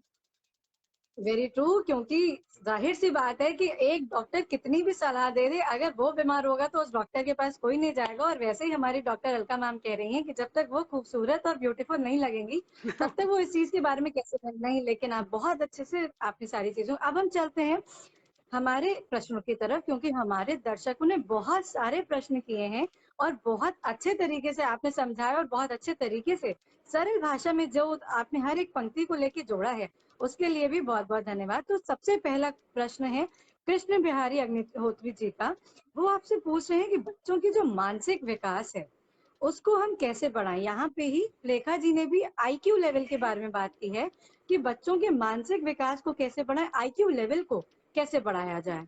देखिए, IQ लेवल दो स्तर पर मैं इसमें बताऊंगी। एक तो देखिए होता है कि जो हमारे शरीर में जो ब्रेन के न्यूरॉन्स होते हैं, उनका जो स्ट्रक्चर है, उनकी फंक्शनिंग है। तो स्ट्रक्चर में तो हमको जो आहार और खान पान और कुछ ऐसी मेडिसिनल हमारे आयुर्वेद में हर्ब्स का मेंशन है, जिनको हम मेध्य रसायन, जो हमारी मेधा को बढ़ाते हैं, इंटेलेक्ट को बढ़ाते हैं। तो उसमें मैंने जैसे बताया कि आप ब्राह्मी शंख पुष्पी, तो ब्राह्मी रसायन भी आता है, ब्राह्मी अवलेह भी आता है, ब्राह्मी का आप स्वरस, मतलब ब्राह्मी तो बहुत जंगल की तरह से फैलती है, आप घर में उगाइए, उसकी कुछ 10-12 पत्तियां लीजिए और उनको पीस के उसका स्वरस, मतलब उसका रस निकाल के, और बच्चे को सुबह शाम मिश्री और काली मिर्च के साथ आप दीजिए। तो उससे एक तो उनकी जो स्मरण शक्ति और उनका जो इंटेलेक्ट है वो बढ़ेगा। इसी तरीके से शंख पुष्पी है, दोनों का कॉम्बिनेशन भी आप कर सकते हैं। तो ये बात हुई। और उसके बाद जो IQ बढ़ाने के लिए सबसे अच्छा तरीका, the only way is mindfulness के साथ मेडिटेशन। आप 2 मिनट अनुलोम विलोम, प्राणायाम या ध्यान, कुछ भी बच्चों के साथ बैठ के, और उनको उन गतिविधियों में रखिए, डालिए जो उनके ब्रेन सेल्स को डेड ना होने दे। मोबाइल, लैपटॉप, ये सब क्या करते हैं, हमारे ब्रेन की सेल्स को डैमेज करते हैं, डेड करते चले जाते हैं। तो ब्रेन तो एक ऐसी चीज है कि if you don't use it you will lose it. There is a saying, if you don't use it you will lose it. और ब्रेन को आप जितना ज्यादा से ज्यादा आप प्रयोग करेंगे वो उतना इनहैंस होगी उसकी कैपेसिटी। तो आप बच्चों को जो है बहुत सारा, जिस उम्र का बच्चा है उसके अनुसार उसको आप, अगर उसका दिमाग थोड़ा वैज्ञानिक है, उसका आर्टिस्टिक है, या उसका लिखने की, आप थोड़ा सा बच्चे को समझिए, बच्चे की भाषा को समझिए, बच्चे को मन को समझिए, फिर उसको उस ओर प्रवृत्त कीजिए, उन गतिविधियों में लगाइए। उस तरह से बाजार में बहुत सारे क्विजेज आते हैं, बिल्डिंग ब्लॉक्स आते हैं, और इस तरीके के जो है आप उनको स्वाध्याय, अच्छी बुक्स जरूर पढ़ना।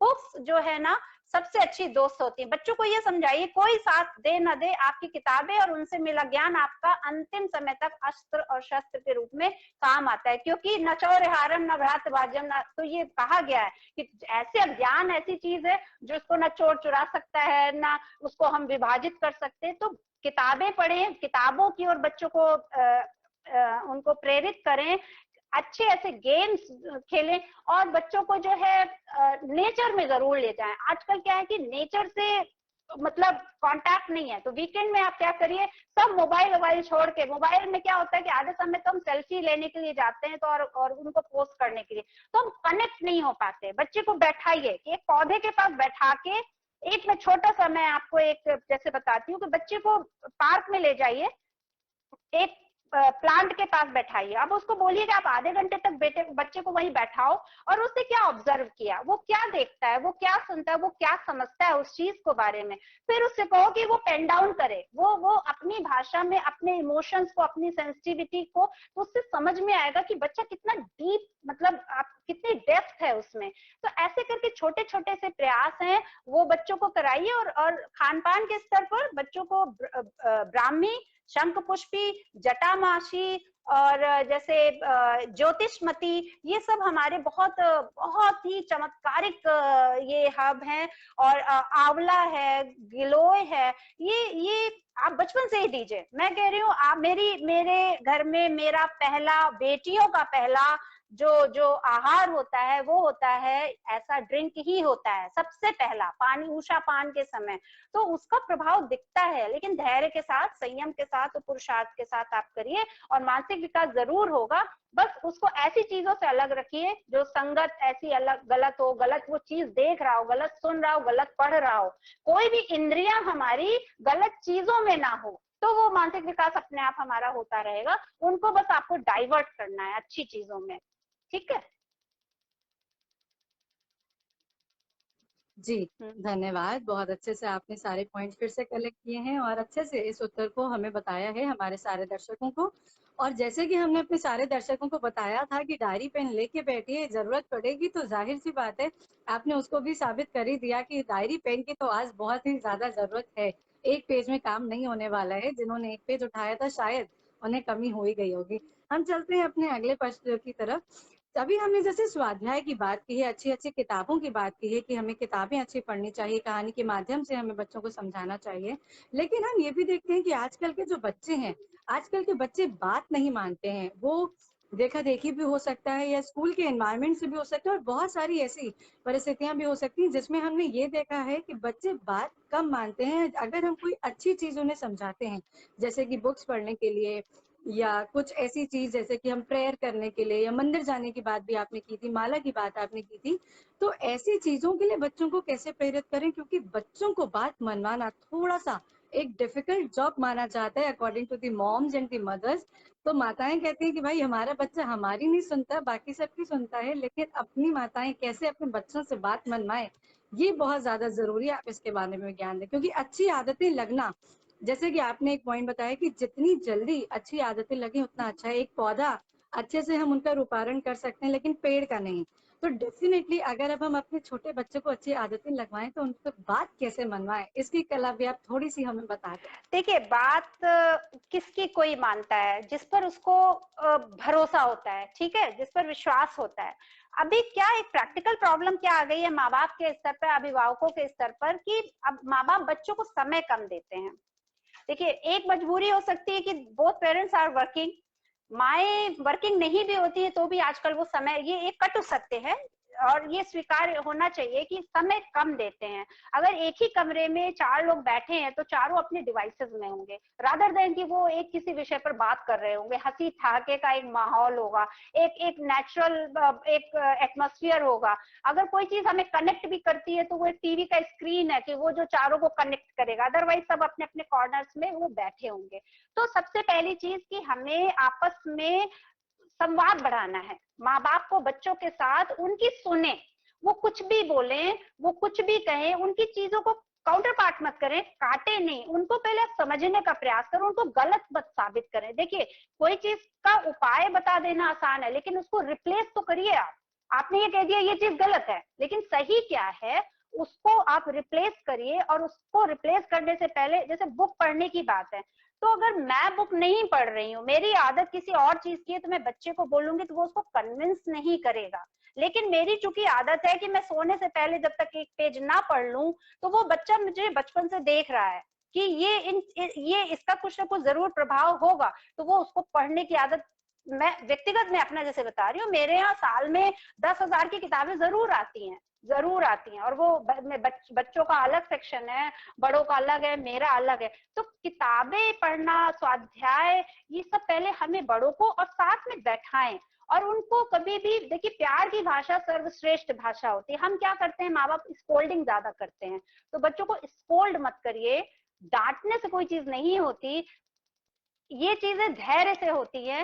धैर्य बनाकर हम आपा खो देते हैं, हमें आजकल पेशेंस कम हो गया है। बच्चों में तो होना ही है, जब हम बड़ों में भी पेशेंस कम होता जा रहा है, हम तुरंत झल्लाहट में आ जाते हैं, तुरंत चीख चिल्ला देते हैं। हमारे लिए एक व्हाट्सएप का अगर एक नोटिफिकेशन आया, वो देखना ज्यादा जरूरी है बजाय कि हमारा बच्चा क्या बोल रहा है।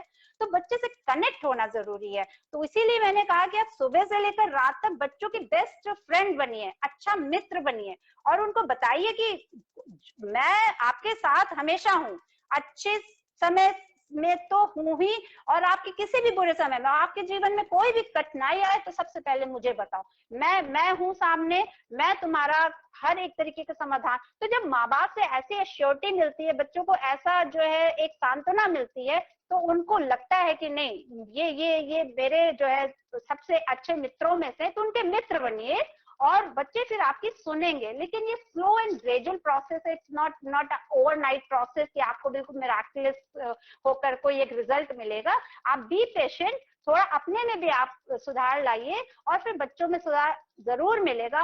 रही बात अच्छी पुस्तक और धार्मिक चीजों में गतिविधियों की, तो वो भी बच्चे देखकर ही करते हैं। जब आप सुबह नहा धोकर उठकर पूजा पाठ करेंगे, तो देखिए सब कॉन्शियस माइंड में कहीं ना कहीं वो चीज जा रही है, ब्रह्मांड की हर चीज अंकित हो रही है, एक शब्द भी अंकित हो रहा है और वो पलट कर आता है। ठीक है, वो पलट कर आता है। हमने किसी को गाली दी तो वो पलटकर हमें किसी रूप में आएगी, हमने किसी के साथ एक अच्छा कार्य किया, देर सवेर वो पलटकर आएगा। इसी तरीके से हमारे किए द्वारा जो किए गए कार्य उस समय रिजल्ट ना दे रहे हो, आपको प्रत्यक्ष रूप में ना दिख रहे हो, लेकिन वो प्रत्यक्ष रूप में बच्चों के मन मस्तिष्क में अंकित हो रहे हैं। और जब भी उनके साथ कोई क्राइसिस आएगी, वो उन चीजों का जरूर उपयोग करेंगे, ये आप मान कर रखिए। तो आप अपना करते रहिए। Being parent, it's first your responsibility, then your आपके बच्चों की है। तो इसमें बस धैर्य के साथ आप अपना व्यवहार बहुत प्यार भरा रखिए। प्यार की भाषा मैं कहती हूँ सर्वश्रेष्ठ भाषा होती है। बच्चों को प्यार से आप कुछ भी करा सकते हो, ये बिलीव मी, ये मेरा अपना व्यक्तिगत अनुभव है। प्यार की भाषा से आप उनको कुएं में कूदने को भी बोलोगे तो वो ऐसी इंटीग्रिटी बन जाती है, ऐसा कनेक्शन कि वो कूद जाएंगे। श्रवण कुमार जैसे बच्चे होते हैं। लेकिन उसके लिए पुरुषार्थ हमारा होगा, हमारे माँ बाप का होगा।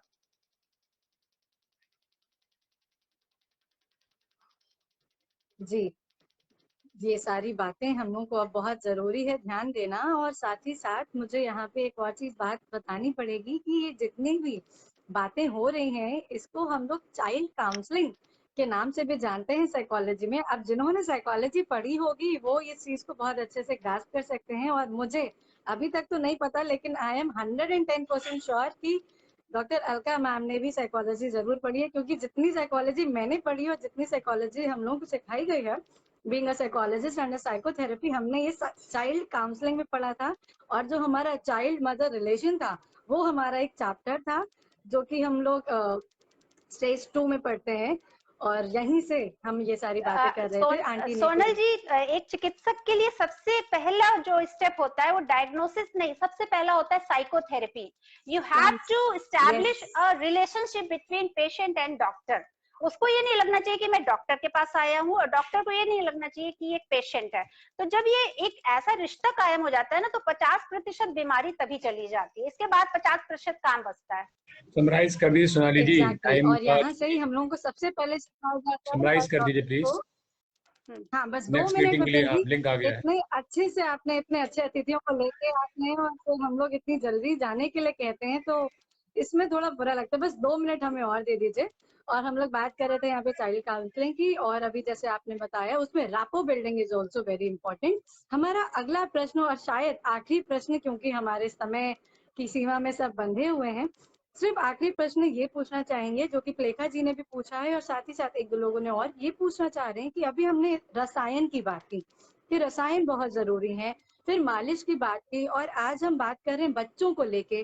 तो ये सभी रसायन, शंख पुष्पी हो गई, भ्रामरी हो गई, मालिश की भी बात करते हैं, तो हम कितने साल से कितने साल के बच्चों तक यूज कर सकते हैं? जैसे मालिश तो हम 5 साल से ज्यादा नहीं दे सकते, लेकिन रसायन हम और भी ज्यादा आयु के बच्चों को, तो क्या उनका एज है, क्या उम्र है, ये आप थोड़ा सा बता दें तो सभी दर्शक अपने बच्चों के साथ आज से ही शुरू हो जाएंगे। देखिए, मैंने पहले बताया कि पहले 2 साल तक जो घुट्टी होती है, जिसमें 5 इंग्रेडिएंट मैंने बताए कि उसमें हरड़ है, उसमें छुआरा है, उसमें बादाम है, जायफल है, हल्दी है, हींग है और दूध है। दूध के साथ घिस के पत्थर में, जो छोटा पत्थर में घिस के, तो वो रसायन का काम 2 साल तक करता है। और वो हमारे सभी जितने ऑल 7 काइंड ऑफ टिश्यूज, जिनको हम आयुर्वेद में सप्त धातु कहते हैं, उनका पोषण भी करता है और उनका निर्माण भी करता है। ठीक है, 2 साल के बाद आप जो है, जैसे 1 से 10 साल तक की उम्र के लिए रसायन का वर्णन है वचा चूर्ण। तो अगर आपका बच्चा 1 साल से 10 साल तक में है, तो वचा चूर्ण आप शहद के साथ 1 से 2 ग्राम आप दीजिए। इसी तरीके से 11 से 20 साल तक की उम्र के में रसायन चिकित्सा में वर्णन है बला चूर्ण, उसको भी आपको शहद के साथ देना है सुबह शाम। तो ऐसे करके हर एक डिकेड के लिए रसायन चिकित्सा में एक प्रमुख रसायन का वर्णन है। और इसके साथ साथ मैंने बताया कि आप गिलोय, ब्राह्मी, शंख पुष्पी, अश्वगंधा सबका मिक्सचर बनाकर सुबह शाम साथ ही साथ इनको भी आप दे सकते हैं। लेकिन वचा चूर्ण और बला चूर्ण ये 1 से 10 और 11 से 20 साल, चूंकि बच्चों का है तो मैं 2 एज ग्रुप का ही बता रही हूँ, आगे वो पूरा 60 साल तक का वर्णन है उसमें। हर एक वो एक अलग विषय है, वो कभी हो सकता है कि आगे किसी विषय पर बोल सकूं। तो ये मैंने 2 चीजें बताई, तो इनको आप करिए, इनका कोई साइड इफेक्ट नहीं है। और दूसरा क्या था पार्ट क्वेश्चन का? मालिश कि हम लोग हाँ, मालिश की बात करते हाँ, हैं तो कितने उम्र तो तक? मालिश तो देखिए ऐसी चीज है कि मालिश एक ऐसी चीज है कि ताउम्र जो है, खासकर वात, हमारे रोगों को, वात रोग आजकल ज्यादा बढ़ रहे हैं समाज में खान पान की वजह से, तो मालिश तो ताउम्र अच्छी होती है। लेकिन 5 साल की उम्र तक तो आपका जो एक पूरे शरीर की आप अच्छे से प्रॉपर मेडिकेटेड ऑयल से आप बिल्कुल करिए। लेकिन आप जब थोड़ा बच्चा बड़ा हो रहा हो तो आप सुबह सुबह उठने के समय आप जरूर करिए, 5 मिनट की पीठ में, तलवे में आप कर, मतलब it will take hardly 5 minutes and before sleep. तो ये स्लीप की क्वालिटी को इनहेंस करता है और बच्चा बहुत सुकून से और बहुत मतलब शांत होकर सोता है और अच्छी नींद लेता है। और अच्छी नींद हमारे स्वास्थ्य का प्रमुख आधार है, 3 स्तंभों में से एक है। तो सोने से ठीक पहले आप बला तेल ले लें, महानारायण तेल ले लें, आप पीड़ांतक तेल ले लें, कोई भी ऐसा, क्योंकि बच्चा दिन भर खेलता कूदता है तो उसके शरीर, काफ मसल जो होती है हमारी, काफ मसल सीधे पाचन तंत्र से कनेक्टेड होती है। तो काफ मसल और तलवे दोनों को लेते हुए टुवर्ड्स हार्ट आप स्ट्रोक देते हुए 5 मिनट, आप 5 मिनट से ज्यादा की आवश्यकता नहीं है। तो सुबह और शाम 5-5 मिनट काफी है इस हेक्टिक शेड्यूल में, बाकी ज्यादा है तो बहुत ही अच्छा है। जी, बहुत बहुत धन्यवाद। तो यहाँ पे हम सारे दर्शकों को एक बार बता दें कि मालिश आप नीचे से ऊपर की ओर लेके जाने की कोशिश करें, जैसे कि अभी डॉक्टर अलका मैम समझा रही थी कि पहले तलवे पे, फिर काफ मसल्स और पीठ से जाते जाते हृदय की ओर। और साथ ही साथ मैम ने बहुत अच्छे से समझाया है, हमें ये सेशन 2-3 बार जरूर देखना पड़ेगा, क्योंकि हर बार जब जब आप ये देखेंगे तब तब कुछ ना कुछ नई चीज जरूर सीखेंगे। और आज मैंने पर्सनली बहुत अच्छी अच्छी चीजें सीखी, और अभी तक मुझे लगता था कि मैं बहुत कम लोगों को मानती हूँ या बहुत कम लोगों की फैन हूँ, लेकिन आज तो आई एम योर फैन, और आपके फैन फॉलोइंग में एक शायद मैं भी ऐड हो गई हूँ। बहुत सुंदर तरीके से आपने सारी बातों को कवर किया है, बहुत सौम्य और बहुत एकदम शीतलता से, एकदम काम माइंड से सारी चीजों को समझाया है।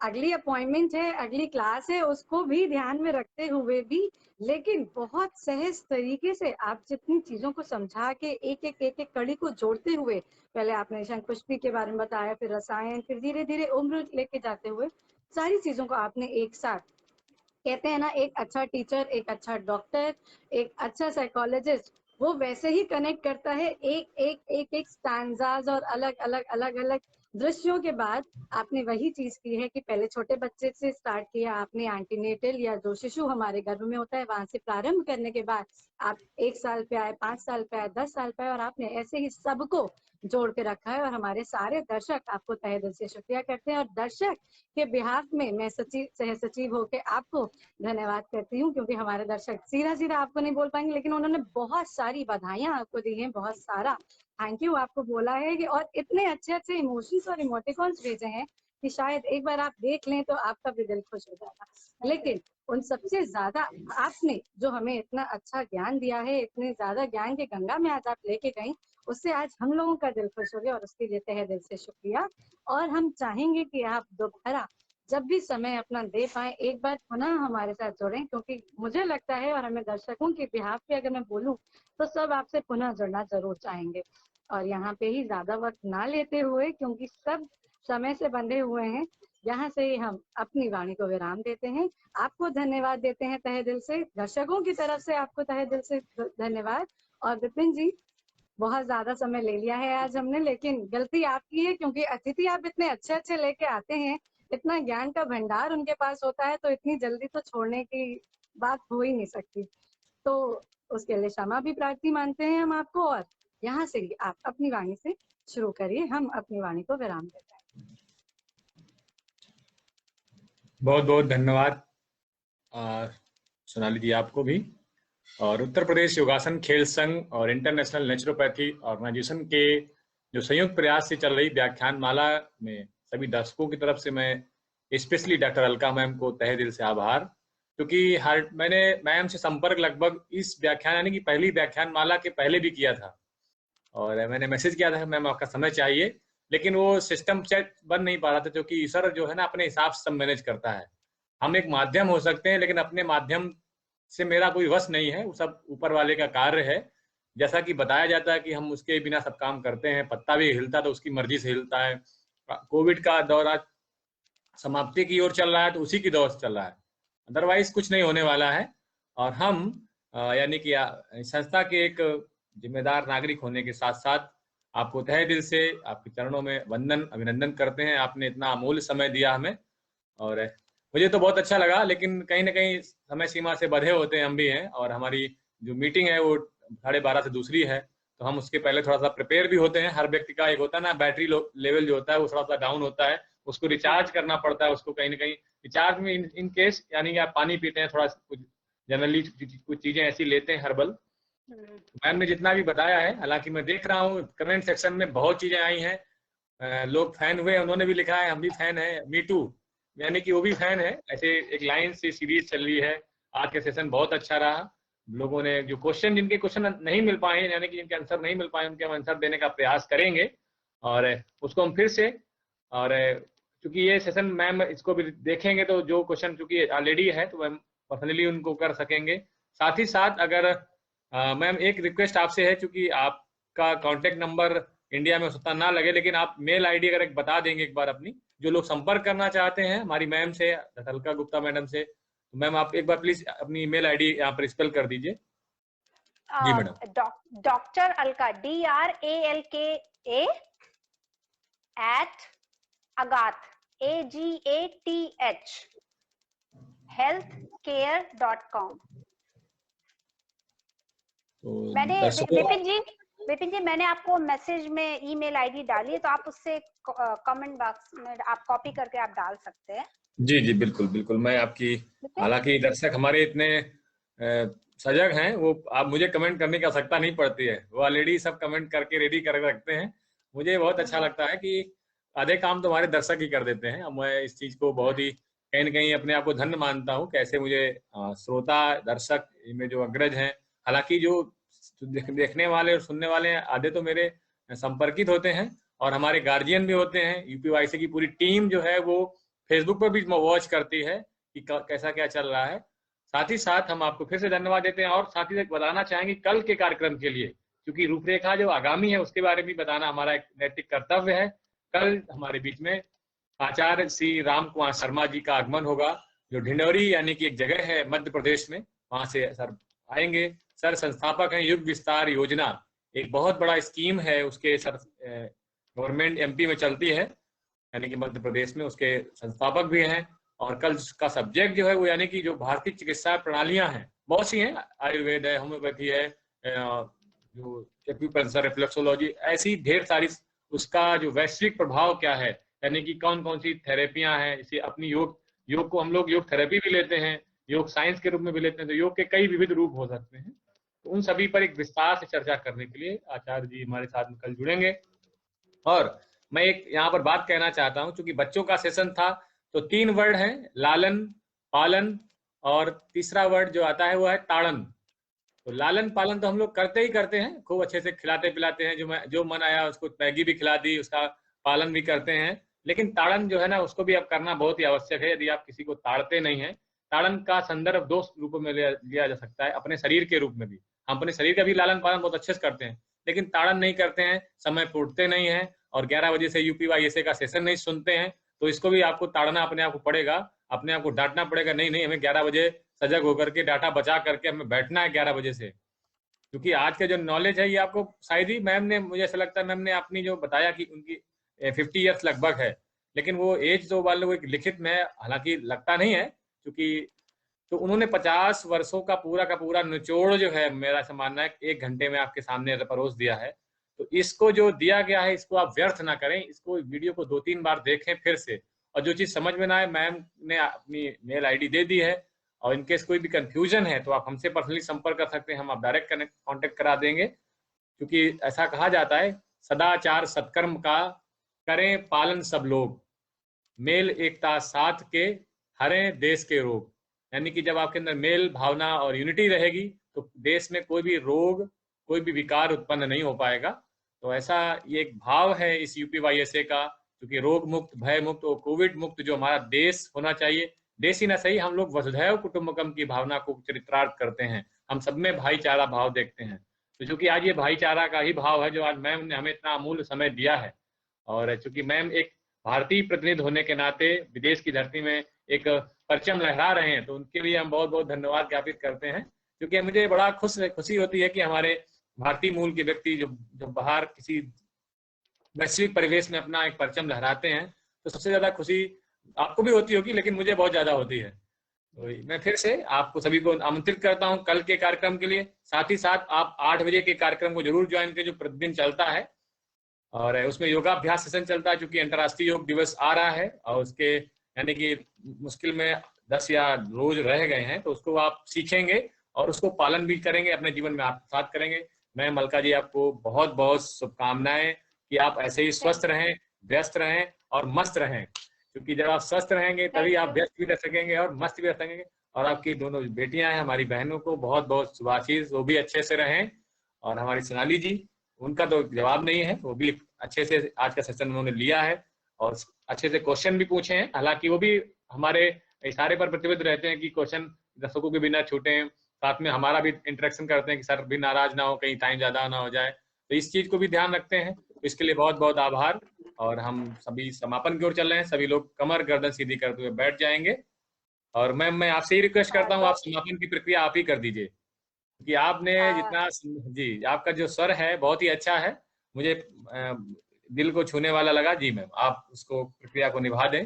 जी शांति पाठ से पहले मैं एक बार फिर से अपना धन्यवाद ज्ञापन करना चाहती हूँ, खासकर सोनाली जी, आप एक सेतु का कार्य कर रही थी दर्शकों के बीच में और वक्ता के बीच में। तो आपने जो मेरे द्वारा बोली गई चीजों को बहुत ही अच्छे से एलैबोरेट किया और एक होता है ना कि कोई भी चीज सरलीकृत होकर ज्यादा ग्राह्य हो जाती है, तो जितना सरल होती है उतना ज्यादा वो उसकी ग्राह्यता बढ़ जाती है। तो आप you are such a good moderator and thank you so much Vipin ji, entire UPSYA team, INO, और मैं सभी को पुनः अपना धन्यवाद प्रेषित करती हूँ कि मुझे अवसर दिया इस मंच पर आने का, और भविष्य में जब कभी भी अवसर मिलेगा मैं जरूर आऊंगी, और जो भी होगा मैं दर्शकों के साथ साझा करूंगी। और विपिन जी, आपने शांति पाठ का जो है आग्रह किया है, तो बिल्कुल आप सभी सीधे कमर कर, बिल्कुल मेरुदंड सीधा, आंखें बंद, और ये ध्यान मुद्रा में, ज्ञान मुद्रा में बैठें और लंबा गहरा पहले श्वास भरें।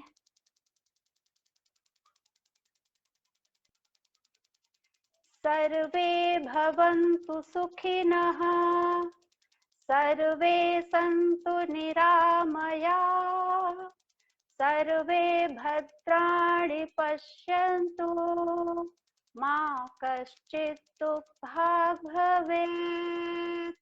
ॐ शान्तिः शान्तिः शान्तिः।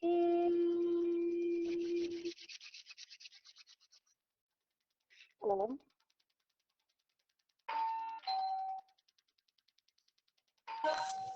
बहुत बहुत धन्यवाद। और शायद बेल हो गई है मैम की तरफ से भी कि समय को क्लोज किया जाए। हमारे हम भी प्रतिबद्ध हैं, तो सभी लोग दर्शक जुड़े हैं, कल सुबह 8 बजे जुड़िए। कंचन मैडम हमारी बहुत अच्छा योगाभ्यास करा रहे हैं, उनकी टीम वर्क कर रही है। 11 बजे हम लोग उपस्थित होते ही हैं। तो कल के सेशन में यानी कि अपना स्वास्थ्य भी अच्छा रखें, अपना मस्तिष्क भी अच्छा रखें, स्वाध्याय भी करते रहें और स्वस्थ रहें, खुश रहें, खुशहाल रहें। आपका दिन मंगलमय हो। आप सभी लोगों को हरिओम।